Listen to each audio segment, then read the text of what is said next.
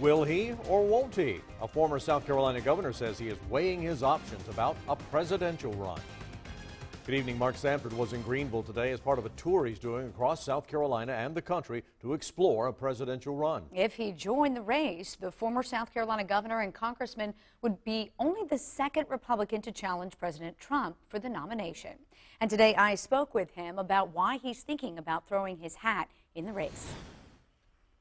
Would you like to tell us what you're up to and maybe what the future holds for you? The unannounced visit of this two-term South Carolina governor and former U.S. congressman was in and of itself a surprise to most of this Greenville Rotary Luncheon crowd. Oh, I was flabbergasted. I didn't know he was supposed to be here today. So you can imagine the shock when Mark Sanford announced this. Over the next 30 days, I'm going to give it a hard look as to whether I start an advocacy group to focus on debt, deficit, and government spending, or I will run for president.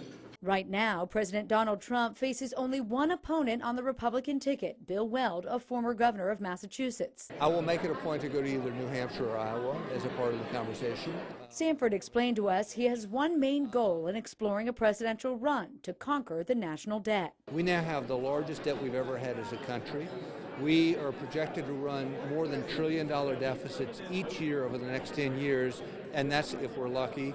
And we're now in the longest economic recovery in American history. You begin to combine different things and you say, oh my goodness, there's a financial hurricane offshore and we're not even talking about it. I just introduced myself, and it was very, very, very surprising and heartwarming for me that his first question was, well, tell me more about you. Caring about people starts with listening to people and wanting to learn about them and where they're coming from.